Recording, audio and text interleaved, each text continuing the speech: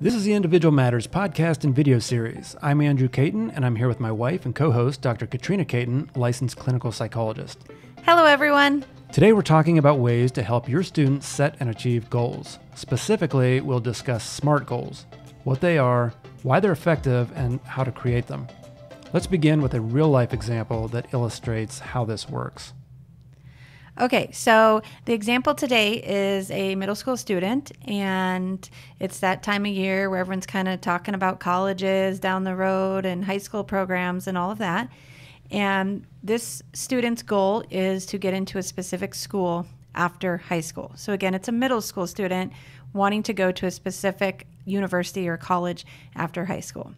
And as part of that process, we're going to look at a SMART goal. So the student comes in to work with me and is having excitement and anxiety and all of that all at once about this particular school that they're really set on.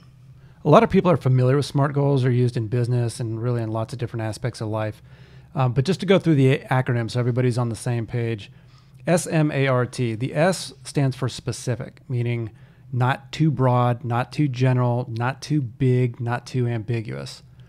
The M is measurable, meaning that it can be objectively evaluated as having been achieved or not.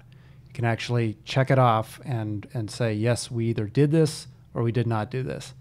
The A generally means achievable or attainable, meaning that it can actually be accomplished. And it's important to point out that all these letters overlap and they don't necessarily go in order. So one criterion affects another criterion. The R represents relevant. And this generally means, is the goal important to the individual?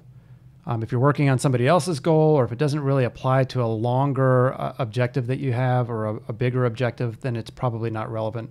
And then the T stands for time. Time-bound, time-constrained, time-stamp. However you want to think about that, it just means when is the goal supposed to be accomplished or finished. Excellent. So let's talk about this idea of wanting to get into a specific school. We'll run it down through the letters and see if it passes the test for a SMART goal. So the first letter is S, specific. Also thinking about it as specific and small. So it's not too big, not too general. And right away, we can see that this idea of I want to get into this college 4 or 5 years from now is probably not specific and small enough. Yeah, if you're in middle school and you're thinking about 5, 6 years down the road, it's great to have a goal and a big goal that you're shooting for. But if you're working with this student to help them get to that goal, when it's 5, 6 years out, that's a long time. And especially for younger students, it actually seems like a much larger span of time than it does when we get older. So if it's too far out, and it's too big, it may be a great goal to shoot for, but if you're not really sure what those first steps are that need to be taken to get there, then you can't really move on it very easily. Exactly. So it hasn't passed the test. It's not really a SMART goal at this time, in this point, for this student. The other thing about it is I like the word you used, objective, earlier. And getting into a good school, that's maybe an overarching objective here, but it's not going to be our SMART goal. So we need to take this and start distilling it down. The other thing I would say about it is there's not action identified at this point. I want to get into this school, so I'm just going to wait 6 years and see if it happens. There's no action to take. And the other piece of it is whether you get in or not, ultimately may not be up to you. So what we want to do is find some goals that are within your control. They're relevant now, they're smaller, and they allow you to take specific action that can be marked as done or not done. The College Board may or may not accept the student into their university. There's really nothing that the student can do to control that. They can only put all the pieces in place to make that likelihood as great and as optimal as they can. So you're talking about steps or actions that they can take and that they can take right now to start moving towards that goal. That's right. So when we say measurable, which is the M, what we're really looking at is, can I measure my action? Did my action occur or not occur? That's what I'm going to measure.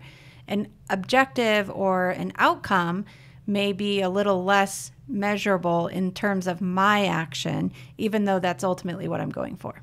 So let's take a look at how we could take this big goal and start working it down to something that the student can find success with and in a short amount of time. Yeah, so how did that conversation go? Was the student able to understand why that goal may be too big or general or far out? Absolutely. And we were able to even tie it to why there was so much anxiety around something that should be so exciting. And that was because it was so big, it was overwhelming. So the conversation starts with, okay, well, what's it going to take to get into a school like that, or to up your chances of having choice when you go to choose a school? And the big thing that came out was grades and academic performance in middle school and high school. So ultimately, the student came up with a goal of turning in all of his work for fourth quarter on time. So that was ultimately the goal that he felt like he wanted to focus on, and let's run it through the SMART goals and see if it passes the SMART test. So specific and small enough, that's the S. Turn in all of my work on time for fourth quarter. Is it specific and small? We're at the end of third quarter, we're going into fourth quarter. Seems pretty reasonable. It's specific and small. The next letter is M. Is it measurable? Absolutely measurable. Either all work is turned in on time or it's not. So it's very clear. It's also measurable because it's his action.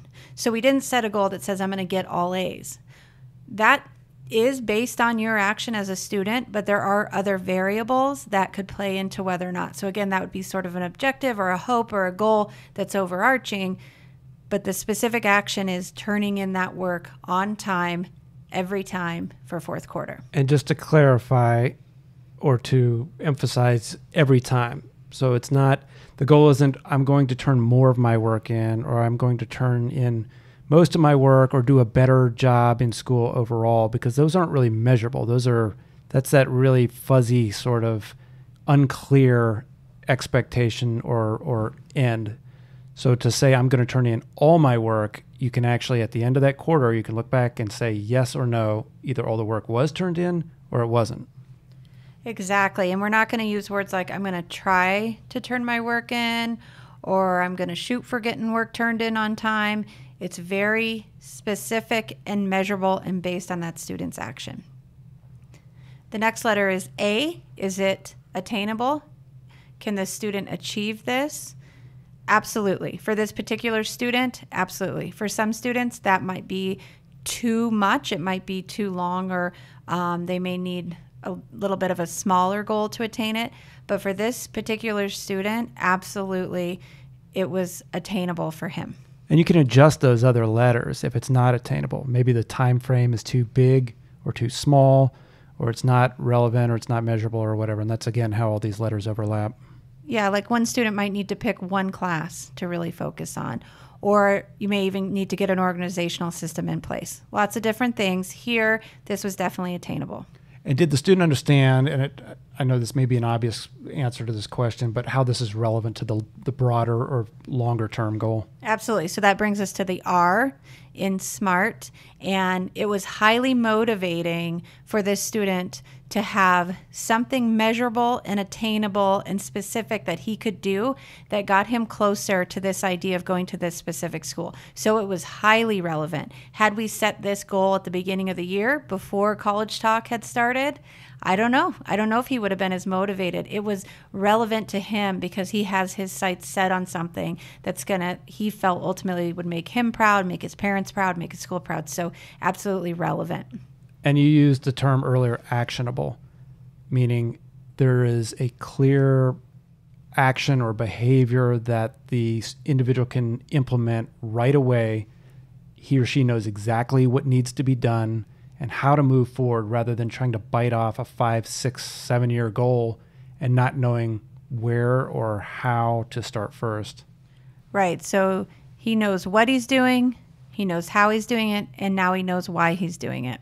So that's the SMAR. And T is the final letter, and this is the time frame or the due date. At what time will we go back and measure whether or not this happened? And in this case, we have a very clear time frame fourth quarter, and we have a final time stamp that's that last day of school. So the student was able to take a big, admirable, but very long-term objective and whittle that down to a shorter-term SMART goal that's actionable, that can actually be achieved. They can feel the sense of victory within the next few weeks rather than putting the reward so far out that, it's easy to lose sight of it when it's, the end game is, or the finish line is years and years away. That's right. And then the last piece that's not in the letters, SMART, but was really important in this case is we checked in weekly. So each week we checked in for the SMART goal. So is all your work turned in this week on time for every class? Yes. Next week, same thing. So we are continually marking, reviewing, and measuring as we went along. I feel like if we had not done that, we might have lost the momentum, or we might have lost a couple weeks, which then would mean the goal was not reached. So that ongoing accountability, check-in, and measuring in small chunks got us to this point. So hopefully we'll check in one more time this week, and fingers crossed we've made our goal. Yeah, that's really important to provide the accountability. You can't just set the SMART goal and then say, have at it. We'll see you at the finish line and see whether you met it or not. The accountability, and also for every individual, they're going to have to chunk this goal in a way that allows them to take smaller action steps to get there. How long is a quarter, roughly? Was it 6-8 weeks? Yeah, I think it's about 6-8 weeks. I know when we work with executive function clients, 6 weeks is an ideal amount of time to set that SMART goal, because it allows the individual to put into practice some of these different action items or steps to reach their goal, but it's not so far out like getting into a college or graduating high school or something like that when you're in middle school. It's not so far out that you can actually experience that satisfaction or achievement or victory sooner, and it reinforces everything that you've been doing over those 6 weeks.